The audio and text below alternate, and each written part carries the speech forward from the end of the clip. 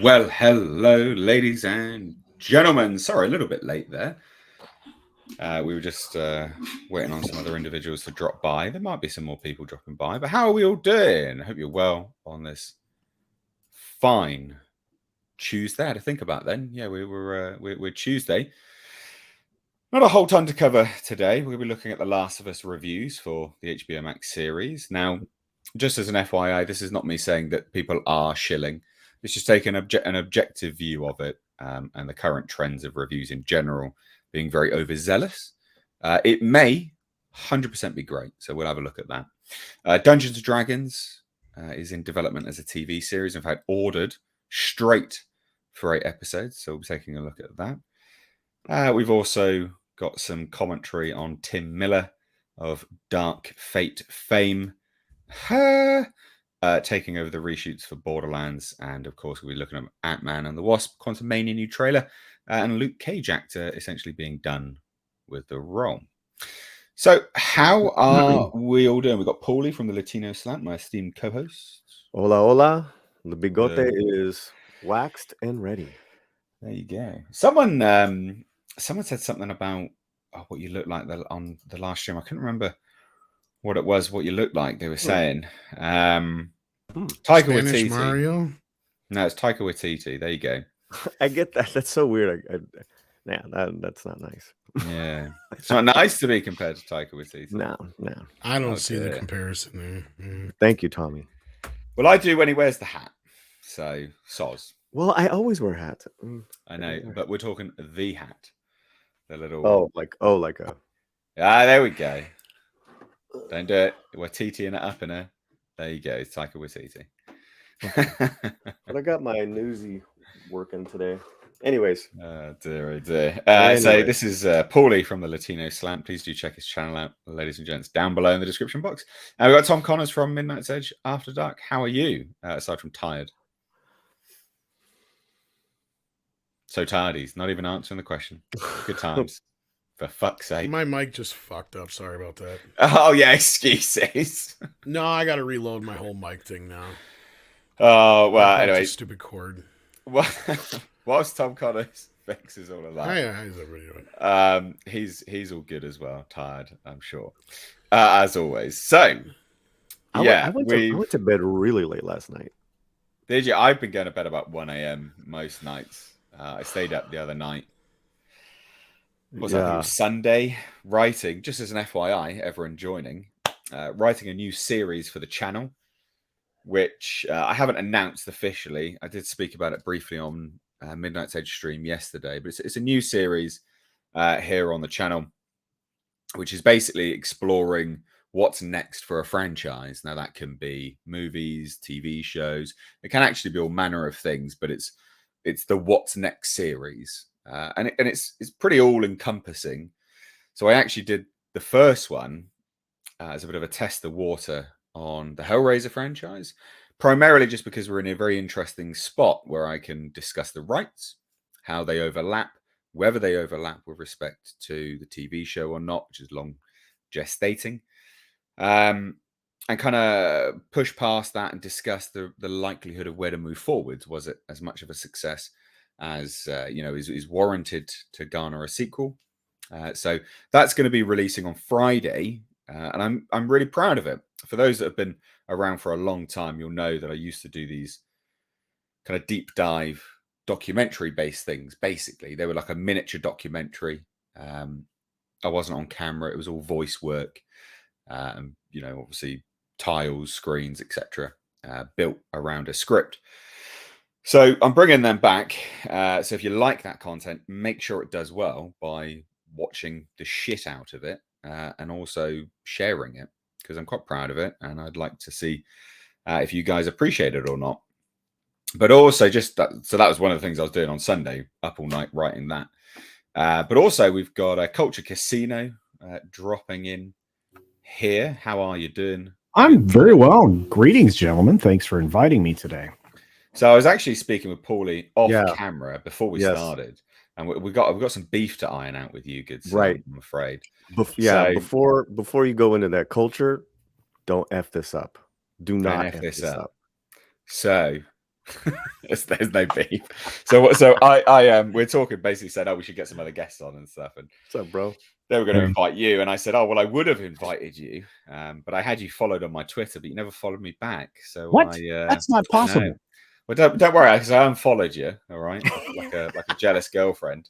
But I couldn't tweet you when I was trying to organize these panels. I could never DM you. Man. To suggest whether you'd be open to it. So obviously I had to sort of work within a remit. How am I not following you? I don't know. I don't care that much. It was just I do. a little commentary thing. I follow everybody. That's the thing. That's crazy. Wow. Well, see, there's a lot of beef here. I can tell you're very angry. Good to have you here. And, yeah, good to have you on. Yeah. If I can say also really quick, good to see people saying hello to us in the chat. Shadow Dragon, Olaf Van Ness, Christopher Dominguez, Bob Sav, Al Humphreys. This is a great. Al Humphreys is the MVP. We've got Olaf Van Ness as well, the MVP there. Mm-hmm. Legends. Just as a bit of housekeeping, because we've got more people sort of dropping into the stream. Just a bit of housekeeping. If you want to support the show, keep these going, support the channel. Super chats, that is the way to do it. YouTube is nerfing channels at the moment. In fact, views are all over the place. They've been removing views overnight. If you like, I woke up and I was like, where's all my views gone? There you go. Good times, YouTube. Love it. So super chats are a really good way, but it's equally a good way to join the conversation. So, grab a super chat, support the channel, but join the conversation as well. So ask some interesting questions or even navigate towards another topic, as it were. The second channel is in the description box, which is the live stream channel. So where the clips and the sort of best bits are as well. So check that out down there. Missed H reviews, live archives. Love to have you guys subscribed over there and get that to 10,000 subscribers by the end of the year. That's kind of the aim. That's what we'd like to do. I mean, I know you've seen Megan, Paulie. Have you seen Megan Culture? No, actually, I'm headed to the theater in about an hour and a half to go see it. Oh, okay. Perfect. Nice. Tom, you haven't seen it yet either, have you? I don't think. Sadly, no. I was hoping to get a chance to go see it, but I have not yet. Yeah, so it's not actually out in the UK yet. So when there's a part of this show, and me and Paulie, co-host, speaking off camera to sort of prep for this year to make this show more of a success, one of the sort of mandates is to view as many films as possible, so we can obviously talk about it here on this show. So I haven't seen it because it's not out in the UK, but we're going to get Paulie's review now. Oh, sweet. Of Megan. Literally just over to you. Keep it as non-spoilery as possible. I'd like to hear your thoughts, and then I might sort of pick and prod a little bit to find some stuff out. But yeah, give me your review. I want to hear it. Sure. Well, the movie's called Megan, obviously, and it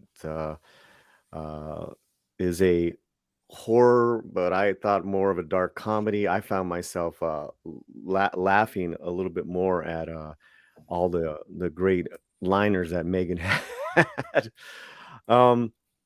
So without kind of spoiling too much, it is kind of from the mind of James Wan. The co-writer also worked on a lot of television. They have a lot of credits. So it is Blumhouse, produced by Jason Blum, I believe, for $12 million, and it's already just really doing well as far as making money. I saw it at a full house. I paid full price with my AMC A plus. So that's that. The house loved it. They were laughing. They were screaming and having a good time. It was a packed house, and we saw it on a huge screen. I felt the premise, the concept was really unique. The first hour was like just really entertaining. I think for me it fell off and got real predictable, and it makes sense that I hear there's a rated R cut, because I think they cut it. They got notes to cut it down to PG. which is probably why they're getting PG-13, which is probably why they're getting such a huge audience now. I would love to see the R cut of this, especially towards the end. Yeah, I mean, really, it's a Gen Z kind of horror comedy film, if I could say that. And it talks about, you know, the topics of loss, of addiction, to whether it's to your work or to technology, and that loss of that human connection. That was great. There were some really great themes. I think, and on that level, like I said, that first hour of science fiction, you know, that's like quality science fiction, because it's just like just, you know, talking about our times right now with TikTok, with, you know, social media, with relying on technology so much that you don't even have any human interaction. So that was great. And like I said, there was a lot of really clever lines and kind of sick comedy there going on. The horror was cut to a point where I was like not really scared or horrified. It was almost a little too silly. And again, I talked about that rated R cut being out there. Did it ruin it for me? No, it was fun. It's fun. You know what you're getting, and I had a fun time. I think I rated it maybe like a 3.5 out of a 5. It's not bad. Mexican Iron Man and Gore, I think, gave it higher, because we all saw it together. And that's another thing, is when you see it with a bunch of friends, it's an experience. Like with anything, like from RRR to Avatar to Puss in Boots, you go on with these different groups of people and you experience a film together. It's different than sitting there at your house and watching it. There's just no comparison. And it's the same thing can be said for horror films. When I saw Pearl with Romy in the theater, it was just such a great experience compared to seeing it at home. Or The Menu. I saw The Menu both, you know, in the theater and then at home. It was a different film. It's a different film. So that being said, back to Megan, without any spoilers, very enjoyable with the crowd. Like I said, I love that first hour. Really good take on things as far as addiction, loss. How do you handle loss, even when you're the adult? Concept, and then the ideas of learning about how an AI learns, as far as when they learn deceit and when they learn to lie. That was really cool.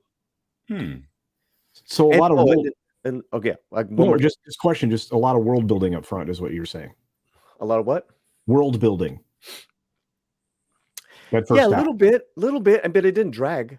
It didn't, you know, the exposition was like, you know, the action was right from the get-go, you know, and it's not a world that we're alien to, even though it's reminiscent but different.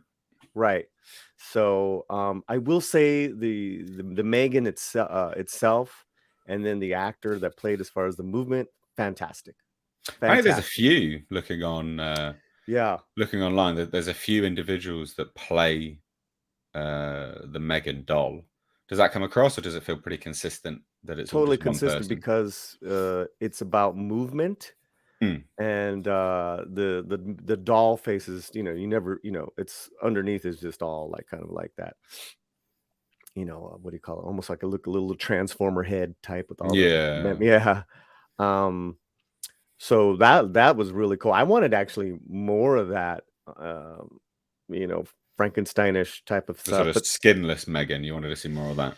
Yeah, but that was really cool. That was really cool. I liked all of that. There's some real creepy comedy with the singing. I don't want to give it away what she sings, you know. But again, you know, the one of the songs is about addiction, you know. So you know, it's they're hitting it. They're hitting right on the money as far as our, you know. So the writer actually wrote *Malignant*, which was a very fun sort of homage to B-movie schlock. I loved *Malignant*, and that was brutally gory. So I wonder if you know, that because they have come out and said that there was a lot more kills. Megan killed a substantial more people in the sort of unrated version. Like a substantial amount more people. There was a lot more gore, a lot more blood. Well, and it was one of you guys was even telling me that there's like reference to a scene that we don't see. Oh. Yeah, it's still in the movie. They reference the scene, but we don't get to see the scene. But if it's towards the end, I think that's my one note was that it was a little bit when it, what's the word I'm looking for as far as disjointed at the end? It wasn't clear to me. The dialogue was clunky because they erased some stuff or cut some stuff, or even like what they're referring to or the action, like one scene to the next. But it's not doesn't detract from the viewing experience. Yeah, and I will say the actor playing the male lead, who's the leader of the president of the company, I just didn't think was good.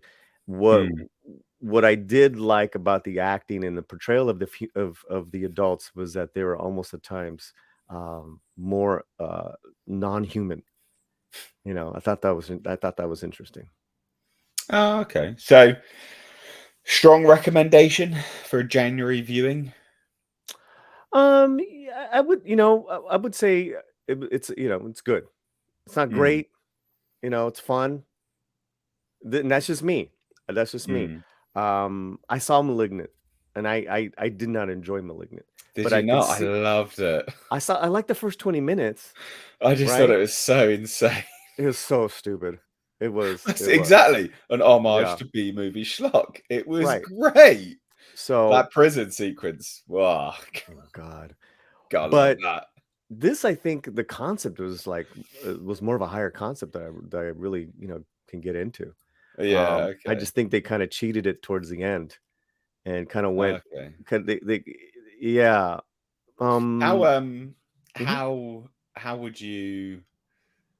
Okay, how would you rate it in comparison to compare it directly to something? So there was that reboot of Child's Play. Yeah, everybody's asking that in the chat. Yeah. How does it compare to that? And that's what I had said at the time too. I'm like, that movie, the problem with it was Child's Play. If they had made its own thing, if it had been like Buddy, this little robot that connects to your Wi-Fi and all your shit like that, and it goes crazy and tries to protect the kid. If it was its own thing, I think it would have been more well received. And I'm curious how it stacks up against that, Paulie. Well, I'm not a Child's Play fan, so I wouldn't know. And that's why you didn't catch the remake then, huh? I didn't catch any of those, which is why I can't wait for you to watch Megan, because that's your wheelhouse. My speculation is that's what I'll say is I'll be like, this is the movie Child's Play should have been. Yeah. Right? I have a feeling that's what I'll end up saying. I'll be like, this gets it. This is exactly what I was saying when I watched it. Because the end of Child's Play, there's a lot of little things in there that are really cool. It's like really neat ideas. But then every few minutes, it has to remind you that it's a Child's Play movie. So every time it steps back into that, it's like, no. Go back to that other thing. That makes sense. So you liked it then? You thought it was decent? Good film? Bit of fun? Yeah, absolutely. Yeah, good film. But definitely with the crowd of friends, we had fun. We were cracking up. Again, Mexican Iron Man loved it. Gore loved it. I liked it. I didn't like the last part of it, but that's all right. Would you see another one? Would I see part 2? Like a Megan 2, yeah. I'd want to see the rated R of this is extended. I can almost guarantee you there's going to be an unrated or R-rated version on disc or VOD right away. But I'll say 2 because I saw this one. Yeah. So there you go then, right? Like I always think that's the marker of a film that you can recommend is if you'd watch a follow-up, it's good enough to at least recommend it at that point. Well, it's set up for more. Yeah, I've heard that. The end is so without spoilers. It's Blumhouse very set up. And honestly, it's set up in a way where it opens the world. Yeah. Right? Because this was very personal. And it was very central. It wasn't, any worldwide domination, so to speak. This was, the beginning of this of Megan's origin. So now it's like, ooh, what can Megan do, and then as far as the characters that continue, where are they going to be at, and will Megan come back? So yeah, good. Well, I appreciate your review for that, Paulie. So we've had our first super chat come in, so thank you so much. And again, just a reminder, everyone that wants to support the show, likes the show, and just wants to help out in general, super chats are the way to do that. So this is from Al Humphreys for £5. Says, hey, Mr. H, so when you go to Thailand, are you going to see that bloke about the 5'10", or is that already a done deal anyway? Now, this is referencing, this is probably, no one's going to care about this, but I care. So this is about a car I've got a deposit on that is currently in Thailand. Wow. Which is a Datsun 510, which is my dream car. I love the Datsun 510. They're just so cool. They're slow as hell. They're not fast. They're just cool. I like them. So I did send, and I'm going to Thailand on Thursday. So I won't, but yeah. Anyway, so I did message him, and he replied, giving me an update on the Datsun 510, but didn't reply to my part about potentially seeing it. So it's kind of one of those things that there's not really any point messaging again, because he's already purposely ignored. He's already purposely ignored the first suggestion of me coming to see the car, basically. But is it already a done deal anyway? No, it's not. I've just got a deposit on it, which is refundable. So if it comes and I don't like it, or there's any exaggerated issues with it, I can just go, no, not interested. See you later, and I can get my money back. That car will sell in the UK regardless, because it'll be like, I think there's like 2 others in the UK. It's just like there's none around, because it's not like a well-wanted car in the UK. So yeah, so there you go, an update on Datsun stuff, basically. And I think I do actually have. I think I had it. An updated picture of my pickup truck, which I put up on Instagram and Twitter. So here's my Datsun pickup truck. Yeah, looking mean, looking very mean. It's a lot better than that. Like, it doesn't look that cool, but it really is. There's so much that's been done to it now. So much. Oh wow. It's got like created and welded, molded. We need to wide talk. arches.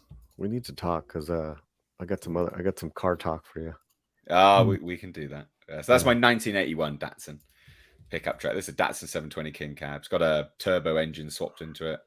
Custom fuel tanks. You can see the door handles have been shaved completely. So that's with an electric popper now. You press a button and it pushes the door out. Nice. It's got electric windows. Got a custom metal dash. Oh, it's had so much crap done to it. It's got custom fuel tanks in the truck bed, molded so it looks like the wheel arches. So in a truck bed, you got the wheel arches with a bit of sort of corrugation. So I've extended them towards the back of the tailgate and obviously to the front, to the bulkhead of the pickup. And so towards the tailgate end are 2 fuel tanks either side connected underneath. And then top of the truck bed is a battery box, so outside relocated battery, and then on the other side is a little compartment thing for like storing shit in, basically. So it just looks like one long wheel arch. You just can't see what it is. So I'm really proud of it. It's cool. But enough car talk. Enough car talk. Let's talk about Ant-Man and the Wasp. Ant-Man and the Wasp in Quantumania. The new trailer. So this is just an article which breaks down the biggest reveals, which I think are like the key points, which I kind of wanted to talk about as well. So I think first and foremost, let's get everyone's opinion. So Culture, let's get your opinion of this. What's your opinion of the trailer? The trailer's fine, but it's very, to me, they're following the same pattern, the same tropes. They use the same, classic rock songs. It is what it is. But and this seems to be a pattern that I'm recognizing with the way they produce some of these trailers. And I think Tom and I have talked about this before, but I feel like I feel like the trailers just ho hum to me. Because it feels so old hat. It's ho hum, and it actually lowered my expectation for the film. And okay, wow, yeah, I know that sounds odd, but it really did. So, yeah, okay. Yeah. All right. Well, so why did it lower your expectations? Well, a lot of the visuals, a lot of that stuff, it feels like some repurposed things in there. And again, that's a trailer, so we don't really know what it'll ultimately be. But I don't know. Visually, it didn't knock my socks off. I felt like at times it's leading into this idea we're repeating ourselves. Getting into the quantum realm the way that it's going to happen, and I'm always, this is the thing, I'm always hesitant, or I'm always feeling like it could be that we're being set up for some kind of a bait and switch or whatever. And, I can set all that aside when I'm watching a trailer, because my expectations have been subverted so many times. I have very little positive expectation when I see things like that. Yep. But overall, I think, it for whatever reason, I feel like a lot of these storylines that they're pulling from Marvel are somewhat played out. I feel like very rinse repeat. And again, when I see these trailers, they all start to look alike. And I mean, they have a format. They have but it's they follow for sure. Yeah, but it's and I know Tom talks about the music all the time. I'm like, because we don't make good music now, in my opinion, you're using the old music. I could recommend some good bands. Sure, I'm sure you can, but I'm just saying, like, that's why they go back to these classic rock songs and stuff. And yeah, I'll agree with that. It's difficult. It's difficult for me, because as much as they want to appeal to an audience that's in my age bracket and Tom's age bracket, I know you're a very young fella, but Paulie's age bracket. I'm like, you're not appealing to us anymore, because even with this music that you're using and everything else, it's just, to me, it's like I've now seen all the magician's tricks. That's why these trailers, they don't play out for me. Yeah. So, Tom, let's get your opinion on this. Yeah, I mean, I wasn't too sold on the original trailer, the teaser or whatever. Yeah. There was some people who are like, oh, it looks all right. And I'm like, I don't know. I'm seeing through the cracks now. I'm seeing them replacing him with 3 other women, is what I'm seeing. Yeah. And this trailer was a bit more Scott heavy, but it also gives us an idea that he's probably going to sacrifice himself, and likely he'll be replaced going forward. Nothing in this trailer really made me want to go see the movie. Like, I loved the first film. In fact, I felt it was one of the best 3D films, not just Marvel films, but one of the best 3D films ever. It has some really cool effects with being, the miniature and all that kind of stuff. It really plays with all that in the 3D effects. The sequel was a huge letdown. I didn't hate it, but it just felt like, what are you trying to do here? Because this is not the same kind of tone and feeling from the first film. And it kind of felt like this bridge movie because it had to be. Yep. All basically to set up this end credit scene that sets things up for Endgame. So it kind of had that problem. And this, just, you're right, Paulie, and culture. Like, a lot of this, I mean, culture just said, this looks like this formulaic Marvel thing we get every single time. You can almost cue when whatever classic rock song is going to come in, and it's always going to be with the music pulled out, just the audio and a swell of the orchestra, and it's going to, it's always, and then you get a bump, bump, bump, bump, bump, bump, bump, and then the title. And it's like, you can almost time these things perfectly. And I bet you if you line 20 of these trailers up next to each other, like Culture was just saying, it would be like watching the same thing over, in like the same window over and over again, even though it's different movies, because they're so basically timed to this 2-minute structure. It's become like monotonous in a way that, to me, I can pick out all the little, nuances and be like, I could just redo that with anything now. It's so easy to do. You could take an older movie and recut it into a modern trailer, and people do that for fun, but to me, it's like, okay, that means this is stale. It's time to move on. And trailers, just like movies and everything else, they change over time. They evolve. And we had, we used to have In a World, where every movie would start out like that. You had the guy that would say shit like that. Movie trailer guy, yeah. Yeah, and before that, it was just kind of a flash of the scenes. And before that, you would even have, coming to this theater, blah blah blah blah blah. It's a sensation. It's a da da da. You know, they over the years trailers would change, and outside of basically Ryan Reynolds copying the Hitchcockian style of selling the movies lately, there is nobody, and I mean nobody, doing a campaign, as far as I'm concerned, that is standing out in any way. The Deadpool campaigns have, in fact, the Deadpool 2 campaign for the movie was better than the movie itself. Like, that's the problem you have there. Yeah. So, like, I mean, outside of that, I just don't buy, like, these trailers are dime a dozen. I don't even almost have to watch them anymore. And I can kind of guess what they're going to be. And this sold me on nothing. I felt nothing for this trailer. I don't really care about this universe anymore. It's getting that 1983 vibe from it. It's like we're on the cusp of, we need to get past this shit now, like a Smokey and the Bandit 3 kind of feeling. You know what I mean? Just like, this is a sequel we shouldn't even have at this point. It just, and it's not nearly as bad as something like that, but in a way it kind of is. I know I'm making like a weird comparison there, but what I'm talking about is that era when we had a lot of really bad sequels. You know, like I know what you mean. I know what you mean. Paulie, what's your thoughts on the trailer? Yes, in a world. Yeah, I think if in there's a quantum world, in a world where no worlds exist, I think if there is a IP, a configuration entertainment company that I absolutely have had it with, and this is me talking, it would be Marvel. Because after Wakanda Forever, I just don't effing care about any of these things that are coming out. Prove me wrong.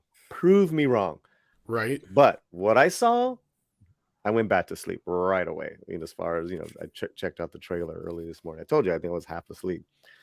I really love the actor Jonathan Majors. You guys want to go see a Jonathan Majors movie? It's streaming right now. It's an incredible film called Devotion. It's with Glenn Powell.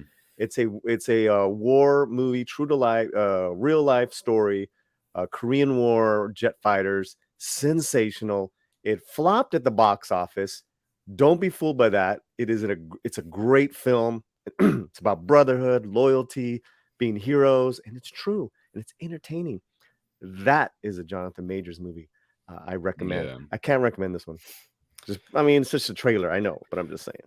Well, and how did you feel compared to, like, say, Guardians of the Galaxy 3 trailer? Like, to me, that actually got me going in comparison, even though it's a Marvel film. I mean, I don't really consider the Guardians movies Marvel. I know they are, but you know what I mean? I know the two, the second one wasn't that good. But I like the second one, but I get you. Right. But if I'm talking about for me, as far as to me, they're always like the cool, guest stars that show up. So I'd give Guardians my money, maybe opening weekend. Okay. Yeah. So I mean, anyone who's watched the channel is aware of my thoughts on the trailer. So I think we'll sort of talk about the trailer itself now here with this, the 7 biggest moments, etc., whatever, because they encapsulate a lot of my problems. So first and foremost, we're talking about time, right? Scott Lang is going to make a deal with Kang because he wants more time. Right? He's going to risk everything for more time. Why would you do that? You've just come back. You've just got it all back. I don't see the incentive. He lost everything. And he just got it all back. I don't see the realistic incentive behind him doing this, given the scenario that was at play prior to this. He lost his whole family. It's all gone. Disappeared, gone. And he got it all back. Like, why would you suddenly be like, yep, cool. I'm willing to risk everything. Trust some random weirdo that I've never even, met before. Just living in a bubble, in the quantum realm. I don't see the incentive realistically as a character. And it paints him out to be an even bigger idiot than, he's ever been portrayed as before. Not only that, this all could have been avoided by Janet Van Dyne, Wasp, original Wasp, telling everyone that Mr. Kang was down there. Why did she lie to everyone?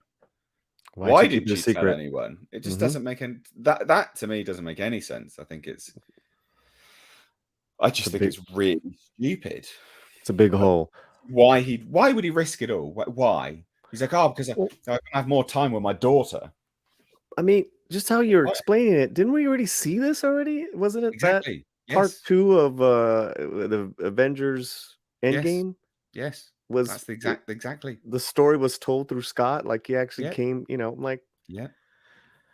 Do you see what I mean now? Like we've heard this part before. We've heard it. So I really don't like. I mean, again, culture. Tom, please do chime in if you have anything to add to that. But it just, to me, is dumb. I think it's dumb. Doesn't make any sense. Well, like you said, it makes no sense as a father. You look at it as, yes, I just managed to get my life back.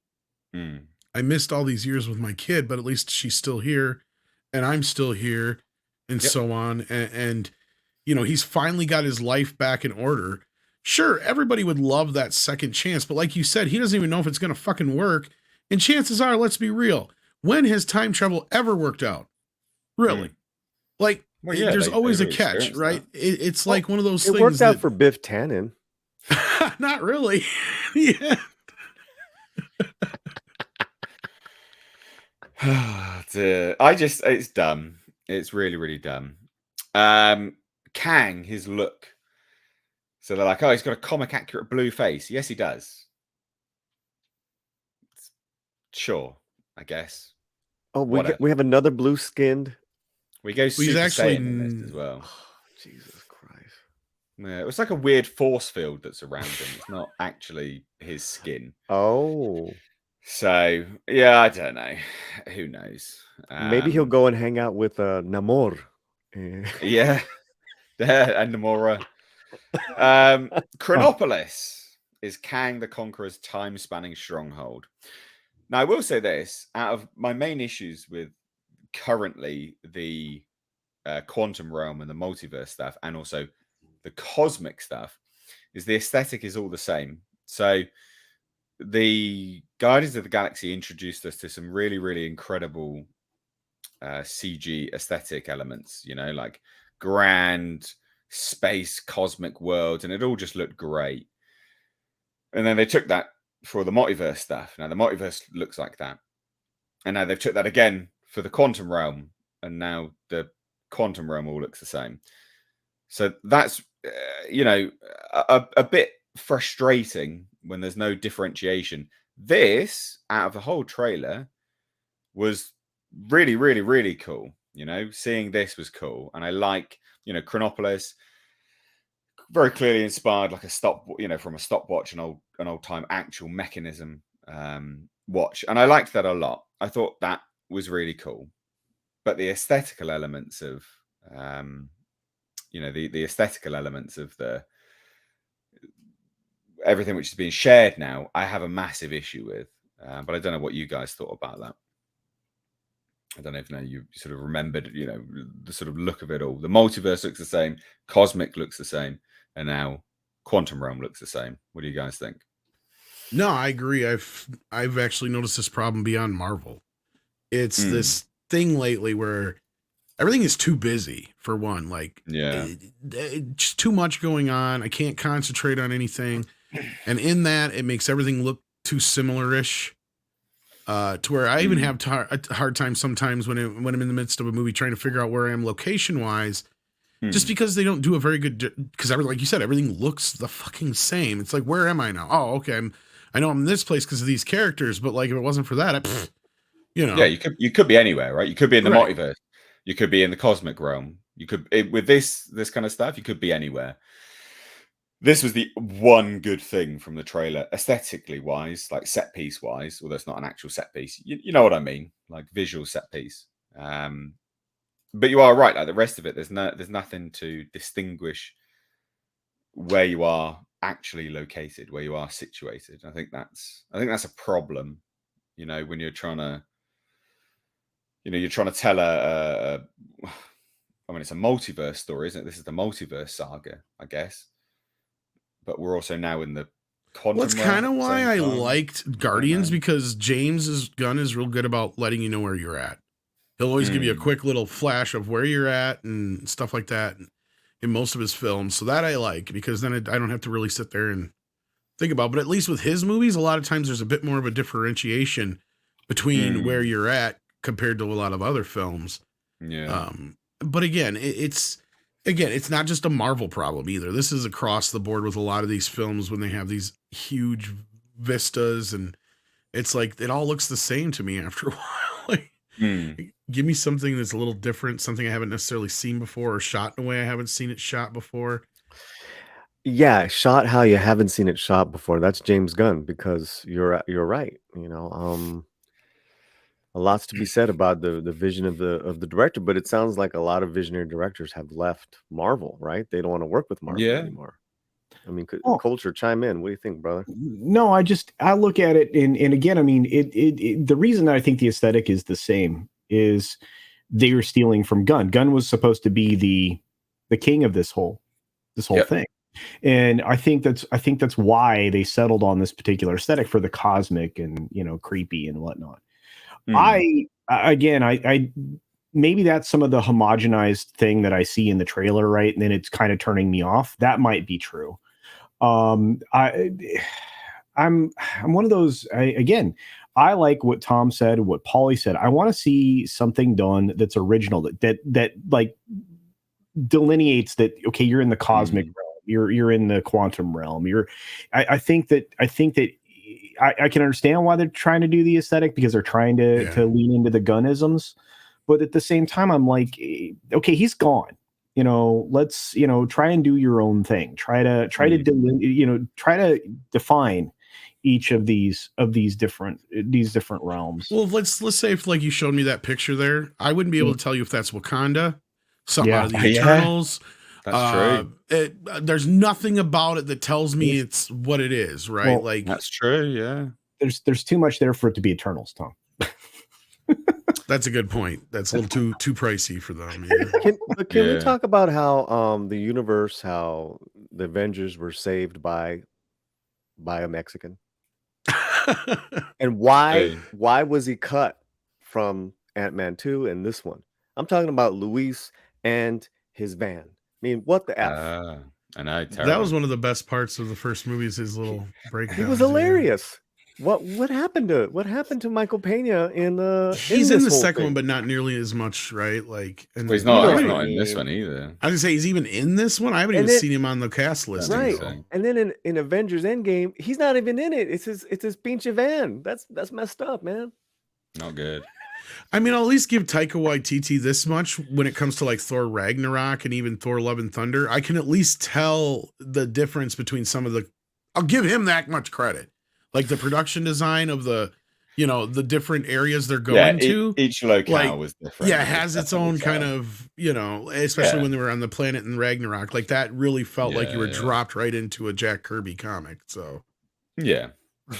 And so at the end of the trailer, we see Scott Lang fighting Kang, and obviously the logic is that he's probably going to die, right? I think so. But the thing that made me think, well, maybe not, because there's a few Scotts in the trailer. In fact, there's quite a few Scotts in the trailer. So I wonder if it's just one Scott that fights for the other Scott to survive. A variant, or I don't know. I don't know, but I think that there is a bait and switch, but I don't think it's what is immediately apparent. It might be, by the way, FYI, that he's just going to die, and that's the bait and switch, and then the women will take charge. Sure, cool, but it might not be, and it might actually be that the bait and switch is that there's a few Scots, because he does seem to be acting out of character. I bet you maybe it's one of the others that die. You're probably right, but it could also be a situation where the next movie is going to be called Ant-Woman and Wasp. Like, I wouldn't be surprised. It's going to be his daughter. You watch. Well, that's the other thing to talk about. I don't think that. Yeah, so there's no actual reference to it, but they've obviously swapped the actor out, for his daughter, and I don't know why, because she's not necessarily she's not a better actor. And there's one scene in the trailer where she screams "Dad," and it is awful. The inflection in the voice, the emotion, it is awful. Genuinely awful. And I don't understand why they did it, because this person's not really an up and coming actor. No one really to.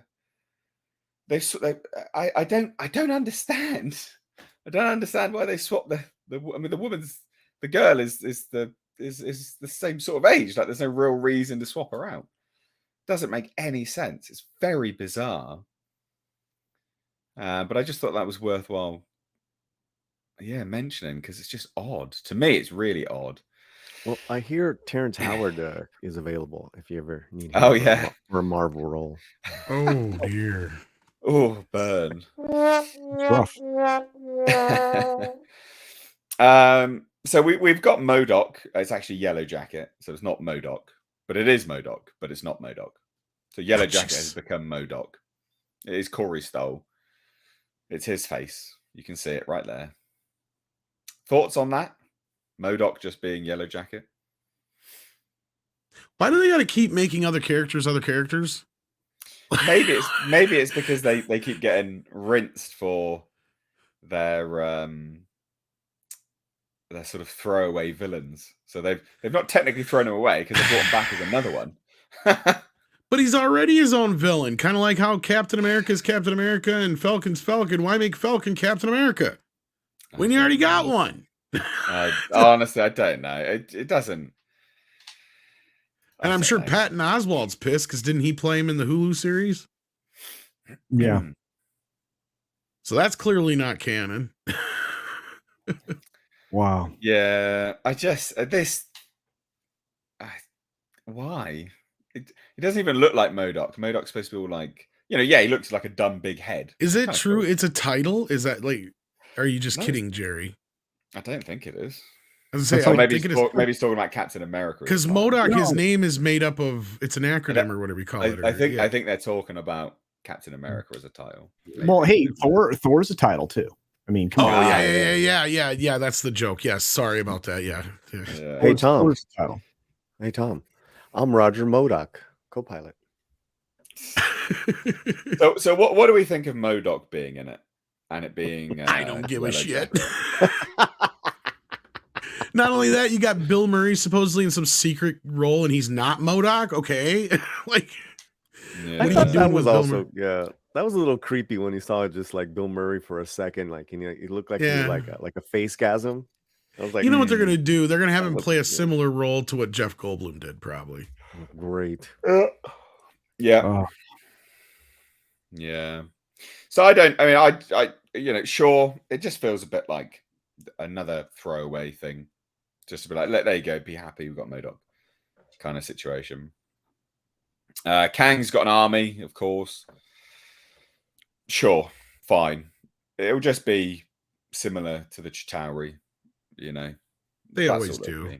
They got to have random throwaway bad guys that you can just toss. Yeah. And then obviously this is the element, the trailer, which obviously people have referenced a lot more, which is the end, which will be, they both have to lose. He doesn't. Well, and don't we already know he doesn't defeat? Don't we already know that he can't defeat Kang, because that's what one Avenger movie says. Well, it's what he says in the trailer is, I don't have to beat you. We just both have to lose, or something like that. Yeah. So obviously there's some kind of time element at play here, I would imagine, where if he can keep him there for a certain level of time, his plan doesn't work, and then. So here we go, though, with another Marvel villain that's going to spend the end of the film getting away in some way, shape, or form. Yeah, I'd imagine so. But and that is a common denominator now. Well, it does make sense, though, because they are building out to, the Kang Dynasty and all of that.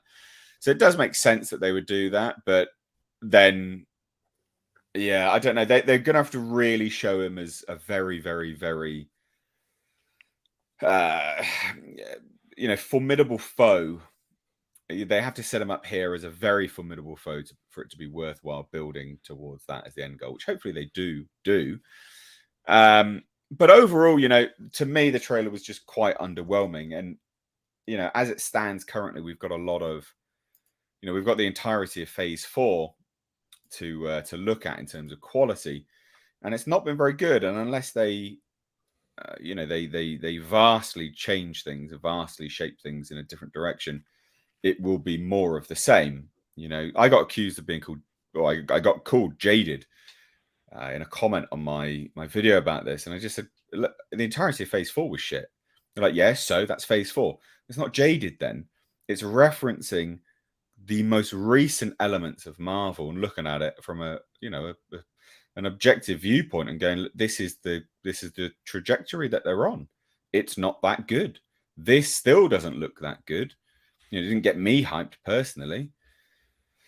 So, yeah, I don't know. I mean, thoughts overall to sort of round it out, Paulie?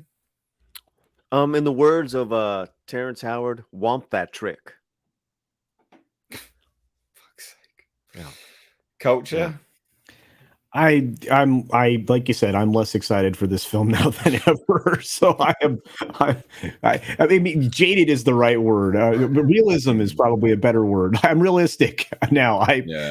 I've seen this. I've seen this rodeo before. I've been, or magic show or whatever you want to call it. It's insane. Yeah. Okay, Tom.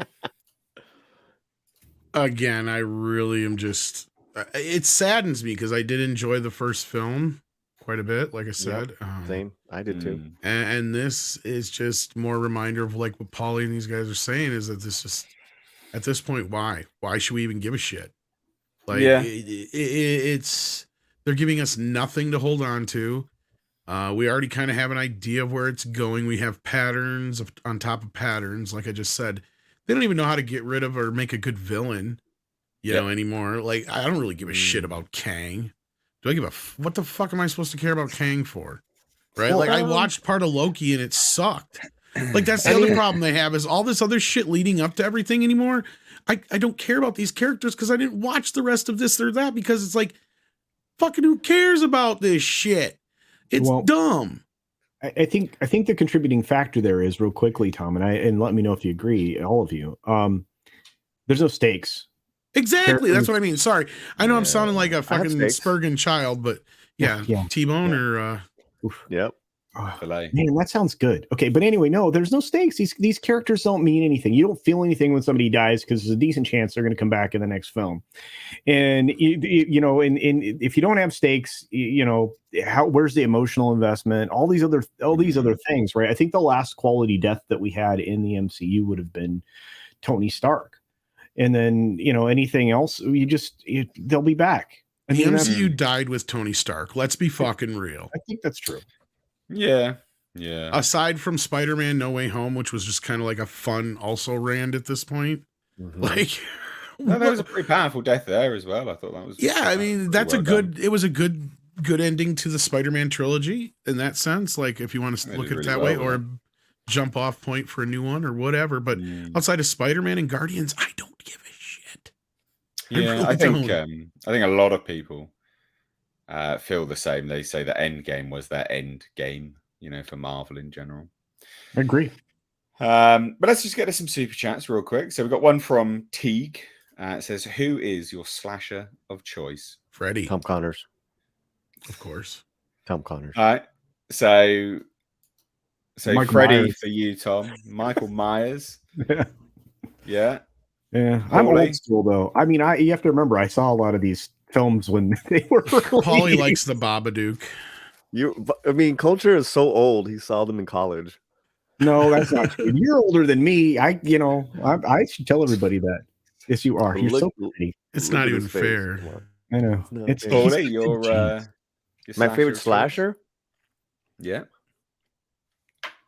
McSplitter. What the hell is that? Slasher McSplitter. I'm sorry. Give me a second. Just pick Jason or something. Okay, something. I don't really like Jason. Jason's all right. Yeah, he's one note. I think he's a mama's boy. No, Jason Voorhees. Like I said, I'm a Michael Myers fan, but Freddy was great. Myers. I'd say Scream, the Scream thing. Scream. Was but they're Mr. individual. Ghostface. You just Ghostface as an Ghostface. icon, then, right? Yeah, I like that. You mean Hello, the Polly. horror Do you film like scary movies? yeah, exactly. The movie that ruined all future horror films. Yeah, You're not wrong. Oh God, we're gonna go down. Oh my God, it No. sounds like Andre, Culture, and Mr. H and I could have a stream about that. Go Well, ahead I and have that stream. I have We're on- a this is new another stream. slasher to recommend. Please do. Psycho Gormia? Terrifier, Art the Clown. Oh, Art the Clown. Okay, yeah. Ooh. Ooh. Terrifier 2 is it's a gross ass film. Oh, I can't I really mean, what- recommend it, but it's fucked up. If you want to watch a fucked up film, watch that. That is fucked up. would Pearl Like, count? really fucked up. Hey? Would Pearl count? Yeah, Pearl would count. Like that's I really a slasher liked her. film. I really liked her. Yeah. Yeah, you can do new ones. Doesn't have to be old ones. So I would say Art the Clown is a bit of a new blood thrown in there, just because Terrifier 2 is so disgusting. They went places that I just did not expect them to go, and you got to respect them for it in some regards, in like a gross way, because they had some serious balls to do some of the stuff they did in that film. It's really gross, not good. Rich for £5 says, "Hi, Mr. H and guests. I was wondering if you have seen the film Barbarian. It's on Disney Plus UK. I love your channel. Cheers." So I still haven't seen it. It's going to be part of my sort of watching list whilst I'm away, because I'm going to Thailand this week, basically. So Barbarian, The Menu. There's a Megan hoping to get a screener for that as well. There's a few bits and pieces that I'll be watching to bring reviews on. So I haven't seen Barbarian. I've heard very good things. I've also heard very bad things. So guys, have you seen it? Yep. No, I've heard mixed things, but Polly's seen it, it sounds like. So Yeah, and I haven't had an opportunity. I'm way behind now on my media, but I I'm mean, catching up. all right. I love both you guys. Y'all need to cut back on the live streams for the next couple of weeks. hey, and I've get been caught catching up on Yellowstone. No, that doesn't count. We don't even cover Yellowstone on any I of those. don't give a shit. We're gonna On the start. 10 streams you guys do, you don't even cover Yellowstone. Cut some YouTube time, guys. Catch up on the horror. Catch up on stuff. What about Tulsa King? Can we talk about Tulsa? Yeah, I just finished Tulsa King last night. It's the same I haven't thing. watched It's it. fucking We can't amazing. talk about it. We Guys, can't talk about it. I we're- haven't watched it. Have you seen Barbarian? Have you seen No, I told you I'm going to catch up. I actually watch So- stuff that I know I'm gonna like Tulsa King. And the guy doesn't work like Anyway. that, Tom. I need. Yes, I need wait. I so you really saw, like You saw Go the ahead. menu, right? You saw the menu. saw it twice. Yeah. Yeah, and you think highly of it, right? It was Love it. out for a very short time in the UK. Barbarian wasn't out in the UK, so Oh, that's why I haven't had a chance to watch it, because it wasn't out in theaters. The Menu was out in theaters. It looked literally for about 2 weeks. It was out in theaters. wasn't out that And I long. didn't have a chance across that period of time, because it was just Mhm. before Christmas or just after, I think. So I hadn't got a chance to watch it. So there are things that I need to catch up on. But Mhm. Barbarian, would you recommend it? Yes or no? Yes. Cool. $10 from Infinity Flair. It says, "Scott is the new Wanda, a toxic parent that is willing to sacrifice reality, and for the sake of having the family experience they feel entitled to. His character has regressed to tell this lame story." True. Yeah, no, Agree. that is a very astute observation, actually. You are genuinely completely right with that. Yeah, like, it is a backward step. We'd already seen this. He battled for it all to come back. He got what he, sort of missed out on. He found his family again, and now he's just like, yeah, I'll sacrifice it all. I don't give a fuck. What? Why? Like, what are you doing? To make a deal with somebody you don't even know? All right, cool, man. Cool. So weird, right? So weird. It's very dumb. You are right, like a regress character for sure. At that point, that is characterization is falling off the map. But they have to have him lead everybody to ruin. Come on. Yeah. We gotta have someone. Gotta have someone, right? And then it might as well be a white guy. I mean, come on. Wow. Hey, you said what we were all thinking. I know. Did it. Rich for £5 says, "Apologies for being off topic. Another good movie on Disney Plus UK is The Menu. By the way, weed is now legal in Thailand. I did not know that. I'm not going there for that. And loads of people keep calling off that Ladyboys. not going for that either. I don't even think that needs to be said. What? Weed and Ladyboys are not on the menu. Bring it back to films. So I'd obviously already mentioned the menu just now. It is a film which I plan to watch. I love Ray Fiennes, love Anya Taylor-Joy. Everything about that film is my jam. Right. I am actually disappointed that I wasn't able to watch it in theaters. I think to me that's a film which I think I would have visually enjoyed significantly more in a theater. No, I like a good horror in theaters. I mean, it's more of a thriller. Comedic horror thriller, yeah, but I like that stuff and it is a good looking film. I'm just saying it because it's one location throughout. Yeah, but I quite like. No, that. No, I'm not saying I don't like as it. well. I'm just saying like you know, look better on theater. Okay, all right, just sound design. Oh no, I love the menu. I saw it twice. Yeah.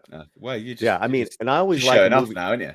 Yeah, I always like it when in movies when they kill John Leguizamo. I love that. You got it. You got to kill him. Spoiler. Great. Thanks very much. Casino. Did you see really fast? Sorry, Nate. Did you see Violent Night? No, I haven't had time, Paulie. I've fallen behind.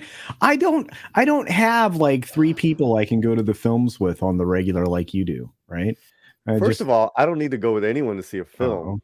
And I do it for the channels that I'm a part of. I tell you what. I am getting ready to leave in just a few moments, and yes, to go see Megan. So yeah. No. I just say Violent Night because Leguizamo has a spectacular death in that movie. I love it. I love it when Johnny Legs dies. When Johnny Legs dies, it's gratifying. Yeah. Right, I've got one more super chat, ladies and gents. So thank you, everyone, for donating to the channel, supporting the show, supporting us, what we do here, as well as contributing to the conversation. It means a lot. Thank you. I will just say this. We've got 420 people in the chat, but obviously we don't have 400 likes. So if you don't see a blue tick on your screen, please do give it a big thumbs up. I don't even know if it's blue anymore. Whatever, just thumbs up the video. Marshmallow for £2 says Mr. H got the 720 King Cab from Thailand, right? Yes, I did. So that my Datsun truck is from Thailand. Now let's talk about again a little bit more Ant-Man stuff, not a huge amount, but basically, what was going on with this weird reshoots 1 month before release. I don't know. I just saw this actually. Yeah, I mean, is this them trying to shoot, like an alternate ending, like they've been doing for Star Wars? Star Wars stuff has had apparently a few endings now here and there, which I have on good authority that they have purposely sort of leaked an ending and then shot another one. Is this them taking a leaf out of that book? Because I mean, we heard about some elements of Obi-Wan, but then they changed a little bit of that here and there as well. So what's the deal here? Recent photos surfaced online showing Paul Rudd still doing reshoots. I mean, that's very close to its release. That's going to be like distribution at the final point. This is typical of Disney, like you just said. And this is also something we hear on the special effects side of things. It's pissing off a lot of the SFX people because they get last minute shit and they have a deadline that's almost undoable to get this stuff done. It's crazy. So a fan account shared a bunch of photos, and according to the direct, this may not mean the production is in trouble. In fact, they say this could just be a continuity shoot, which is true. Weeks before release, though, that's unlikely. Seems odd. That's actually very unlikely. Yeah, I mean the direct, to not beat around the bush too much. The direct doesn't really know what they're talking about here, because doing reshoots weeks before a theatrical release is very unusual. Doing reshoots in general is not unusual. It is factored into a shoot. It's a normal part of any production. It's when it goes on too long, that's when it's in trouble, or when it is so close to a film's release, then you can start to be a bit curious about it, not necessarily concerned. But you can look at it and go, that's very unusual, because it is. It puts everything under pressure. I don't even know what very unusual. What is a Not continuity shoot? Because you have, okay, here's what you have. You have what is your second unit, which will usually do what is called coverage, right? Like that's like the stuff where you show like a close up of a hand inserting an ISB drive or something like that. That's usually second unit coverage. That's done at the end of the day after everybody leaves. Somebody else is usually playing the lead roles part or whatever, just so you can let everybody go home. Then you have what are called pickups. Those are necessary. Those are what you're talking about, Mr. H, when it's the preset reshoots, because they always know once you get into the editing bay, there's always going to be 3 or 4 things you're missing that you're going to need. Maybe a line here, maybe something there. So they already plan for everybody to come back for a couple of weeks just so they can do what are called pickups.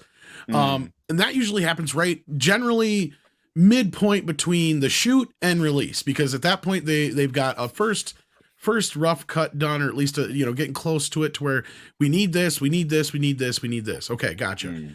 When they're doing reshoots, when you use the term reshoots, that is what you're talking about here, Mr. H. That is so close to the release date that something is being fixed or changed.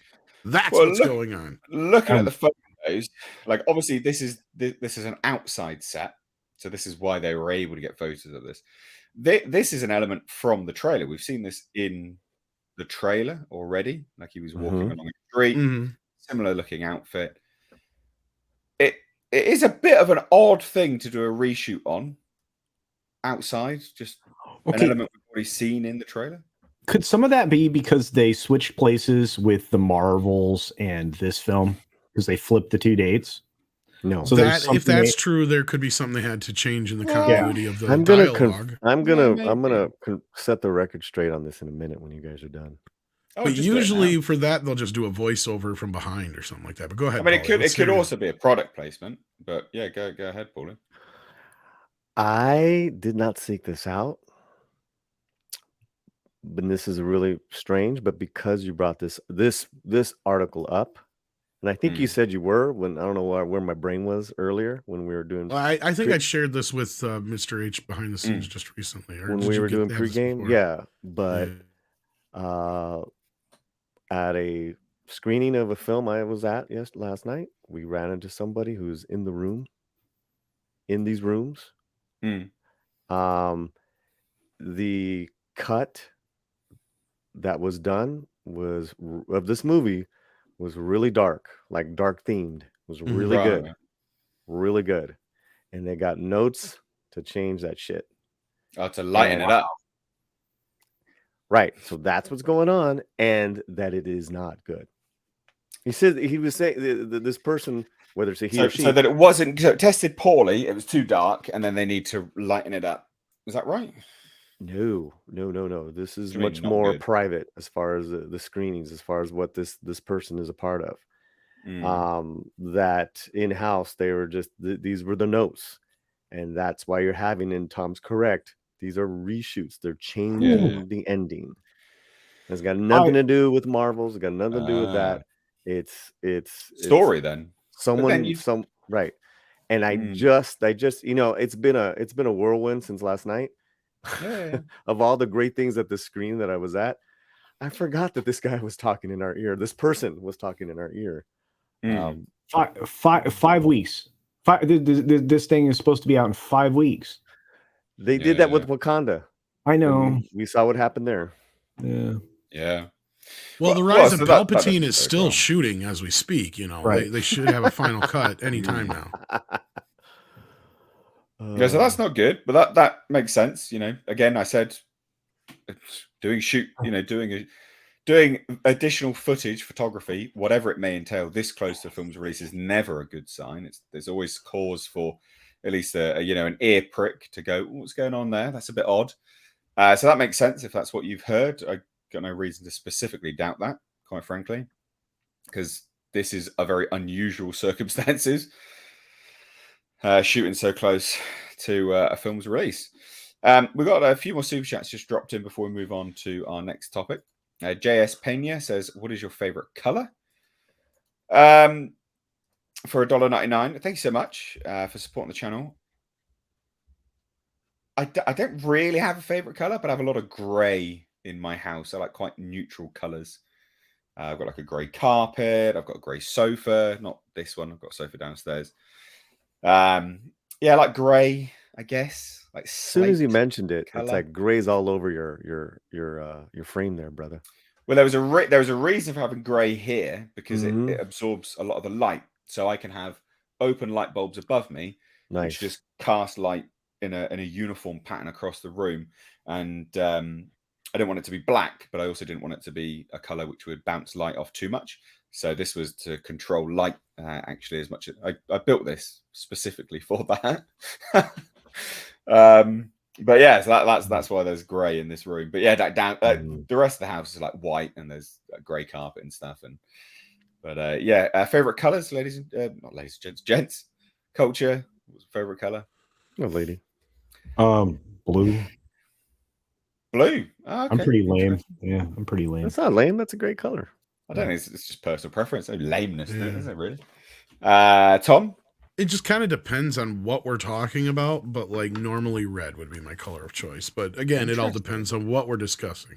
But yeah. Well, it's just blanket statement, isn't it, really? Right. Paulie? Dodger Blue. Oh, okay.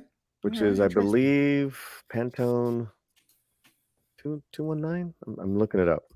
Nice. Yeah. I love Dodger Blue. DR for £5 says another great stream. Thanks to all of you. Thank you. Thank you very much. Yeah, hopefully now Culture will follow me on Twitter. I did right away. See, that shows you he wasn't. He said right away. I fucking told you he wasn't. I was. What a punk, man. You weren't following me. You just said you weren't, dog.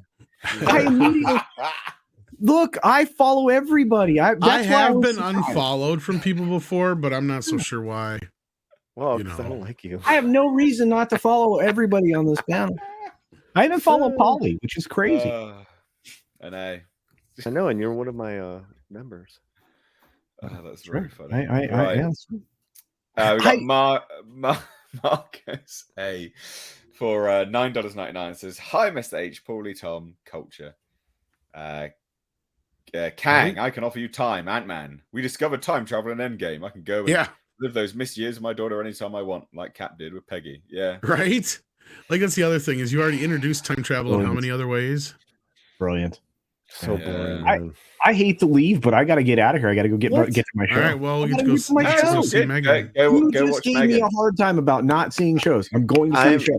I'm happy, but I'm in shock. We'll look forward to the review. I'm going my pop, so this is going to be fun. So, all right. Oh, cool, man. Say hello to your brother, to your dad. Go watch Megan. All right, guys. Love you. See buddy. you. Bye. So we got PSP reviewer, I think. BAM 2. I don't know what that is. What a great from currency. Bosnia. Bosnia. BAM. $2. Bam. BAM. Bam. $2. You guys are awesome. Cheers from Bosnia. Love that. Awesome. Right. Okay. Cool. So we let's talk about The Last of Us, which is obviously, you know. Do we have to? Yeah, a little bit. Like I just want to. So let's talk about The Last of Us. I don't want to sit here and be like, look, guys, you know, I think this is absolute garbage. Like I put a question mark in the, you know, in the thumbnail. You know, I'm not saying people are actually shilling, but one thing has to be noted here is that the reviews are awfully high. And there is a precedent for this being done before, the sort of rhetoric that's coming through. And I think it is also important to note is that, like, you know, that there's a certain element of, you know, suspension of disbelief for these reviews nowadays, because, of course, we do see this all the time. You know, incredibly high rated shows, and they do come out and they are very lackluster. I mean, a lot of these people reviewing this show as incredible also loved The Rings of Power. You know, you got Neil Druckmann on board, the same chap who loves, you know, The Last of Us Part 2. There's a lot of elements here which are cause for concern. There's a lot of very positive elements as well. So I don't want you guys to think that I'm just sitting here going, yes, it's all garbage. Of course it is. They're all just shilling. I wanted to put a question mark in the thumbnail for a reason, because it's not all crap, you know. It's not. I don't want to say that it's all just shills, but we have like a, what is it? It's like a 98% Rotten Tomato, a 96. So it's going down, right? So it is actually going down. 96%, and this was, I'm pretty certain it was actually 100% at a certain point. but we're now at 96% Rotten Tomatoes score. What are your guys' sort of knowledge of The Last of Us? What's your introduction to The Last of Us? What do you know about it?